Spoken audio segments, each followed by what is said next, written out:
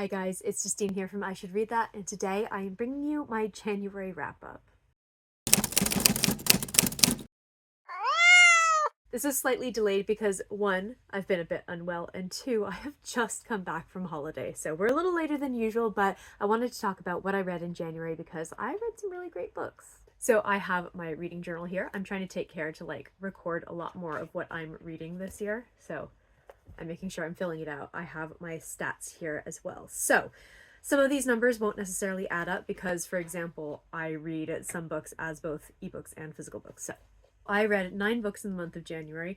6 of those were physical books, and 5 of those were ebooks. There was some crossover, as I mentioned already. 4 of those books were ARCs. 1 was from the library. I owned 4 of them that I read, and I also happened to DNF 1 book. I read 4 fantasy books, 1 sci-fi book, 3 crime/thriller books, and 1 horror book.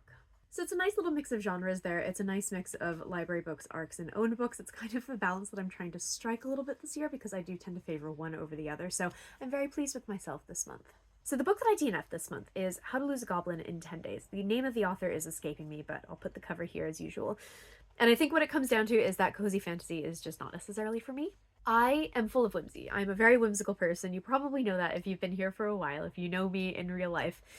Super whimsical, also annoyingly practical. I'm really, really annoyingly practical, and it drives me crazy because sometimes my practicality can get in the way of my sense of whimsy, which is what happened with How to Lose a Goblin in 10 Days. Basically, we have a halfling who inherits her grandmother's cottage right on the edge of the woods, and she decides she's going to finally gain some independence, go live in said cottage. However, when she gets there, because her grandmother hadn't been living there for like 20 years, she finds out that a goblin has been living there and is like, this is my house. And she's like, no, this is my house.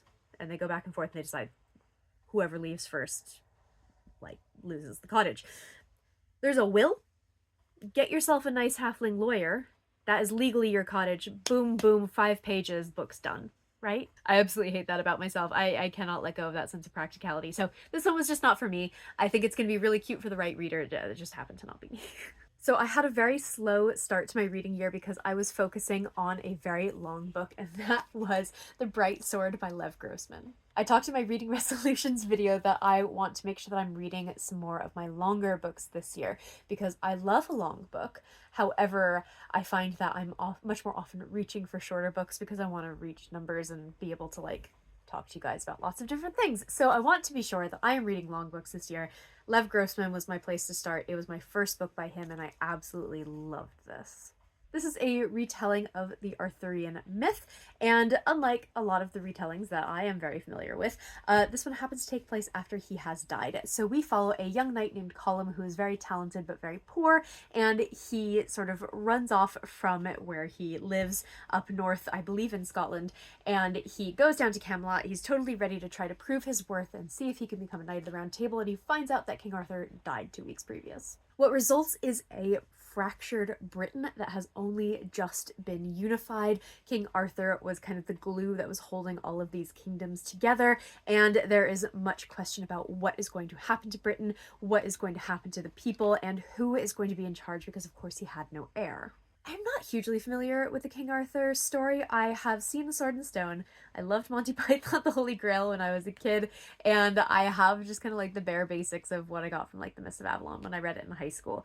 And that did not hold me back from enjoying this at all. One of the things that I really liked about this were the characters were very much like the B team of the Knights of the Round Table because a lot of the very heroic knights died or just fucked off. And I really, really loved seeing this kind of ragtag group of characters have to band together for a common cause. It's one of my favorite tropes in fantasy. I think he did a wonderful job with this. This is a book that earns its length. It is a chunky book. It's 670 pages or so, and it absolutely flew by. I really loved this. I gave this 4.5 stars. It was fabulous. The next book that I read is a bit of a funny one. This is The Devil in Silver by Victor LaValle. So I went into this knowing that I really love Victor LaValle's books that I have read so far. I've read The Ballad of Black Tom, and I have read Lone Women, which was one of my favorite books of the year that I read. I think it was 2024.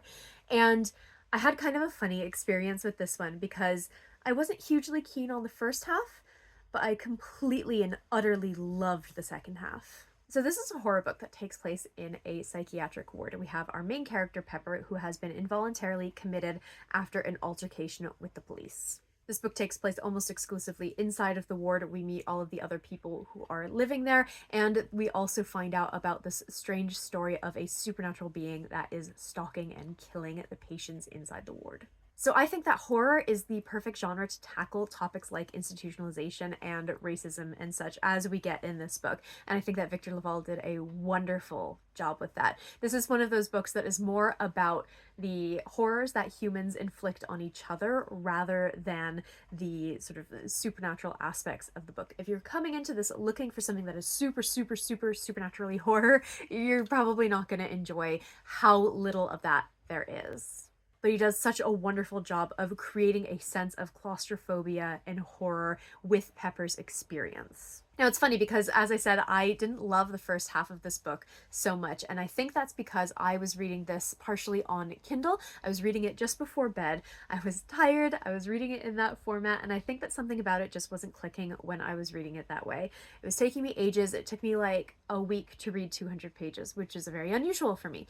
So I decided to switch to this physical copy, which I had pre-ordered, and I tore through the rest of the book in a single evening. I don't know what it was, if it's maybe like this book does feel a little bit like it has two distinct halves, like first half, then a thing happens, and then we have the aftermath of the thing, and maybe I enjoyed the aftermath much more. Maybe it was the format. I don't know. I ended up absolutely loving this. I gave it 4.5 out of 5 stars, despite the fact that I didn't love the first half. I think that was more me than the author, you know? So when I was in the middle of The Devil in Silver, I was feeling like I was falling behind with my reading. As you know, I have a towering TBR that's just getting worse and worse by the day.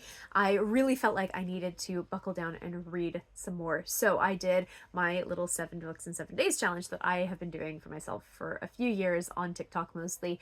And it's exactly what it says on the tin. I collect some short books that I have on my TBR and I read a book a day for a week. The vast majority of what I read in January was from that challenge. The first of those being the last half of The Devil in Silver. The second book that I read for 7 books in 7 days was Petty Lies, and this is by Sulmi Bok. This is translated from Korean. So this is a short little book, and it is split into 4 perspectives, and all of those perspectives rotate around a single story, where basically a dog is killed quite brutally, and a bunch of different things spiral from there. As I'm sure you can imagine from that description, this is quite heavy on the animal cruelty. I found it quite well signposted, so I could skim over those parts because that's not stuff that I like to read. But if that is something that you are sensitive to, especially when it comes to dogs, I would not recommend this book. That being said, I did really enjoy this book. I enjoyed the way that the story was told. I really liked that perspective. I did find it a little bit, like, not lackluster at the end, but I do wish it was a little bit longer. I wish that we got a little bit more oomph from this book, but I did really enjoy this. I gave this 3.5 out of 5 stars.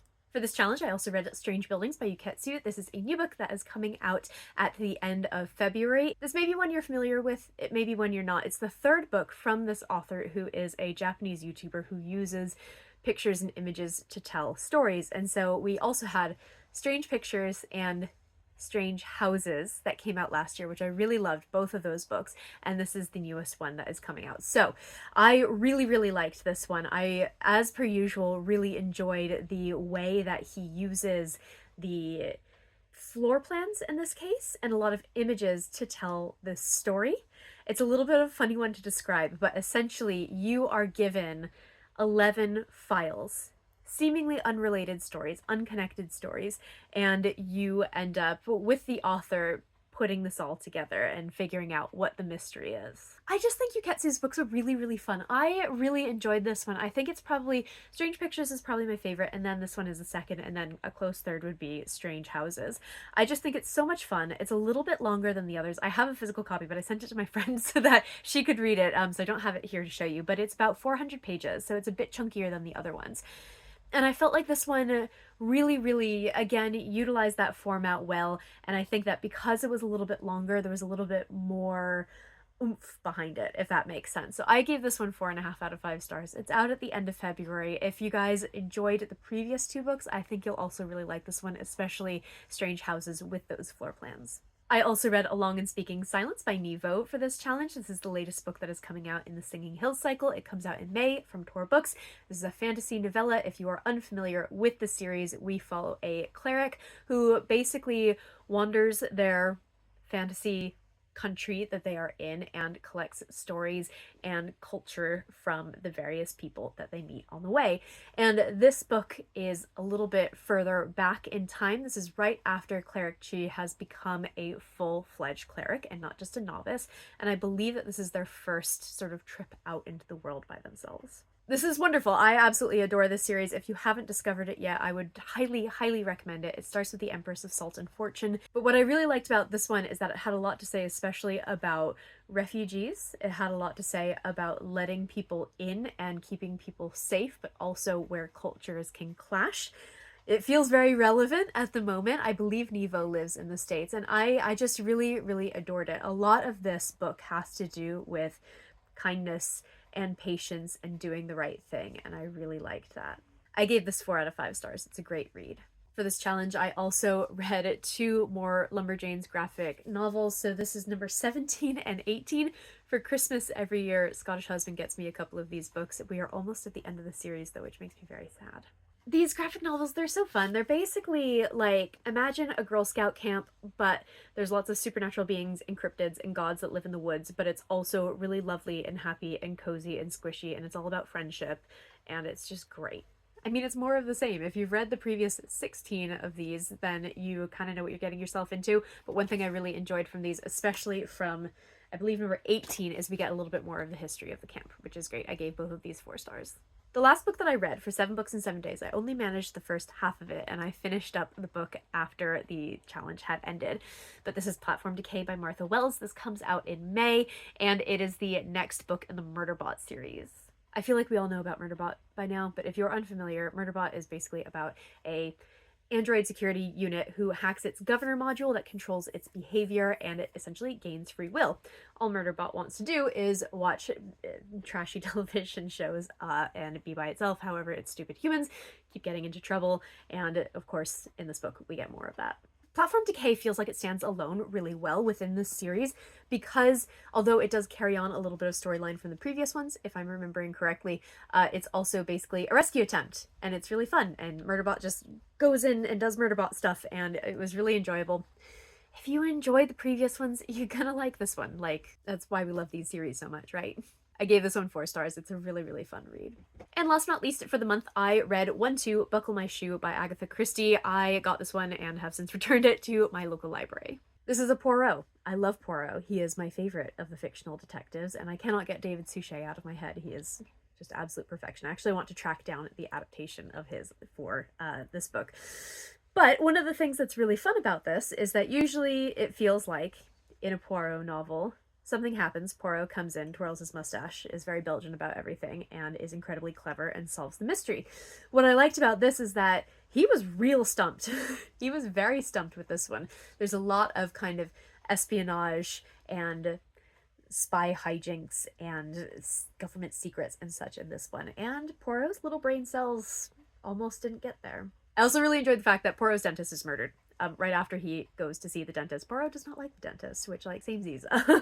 It's just a really, really fun, sort of refreshing little take on a character that I absolutely love and have known for almost my entire life. It's nice to see him stumped. It's nice to see him in absolute fear of the dentist drill. And it was a good time. I really enjoyed this one. I absolutely tore through it. So those are the books that I read and DNF'd in the month of January. I ended the month in the middle of a ton of different books, and I think I am generally still reading most of those. So I'm gonna hopefully start off February really, really well, get some of these amazing books under my belt, and I'll have loads to talk to you about next month. In the comments below, I would love to hear if you have read any of these books or what you read in January. If there are any highlights, let me know. That's it for today. I will talk to you soon.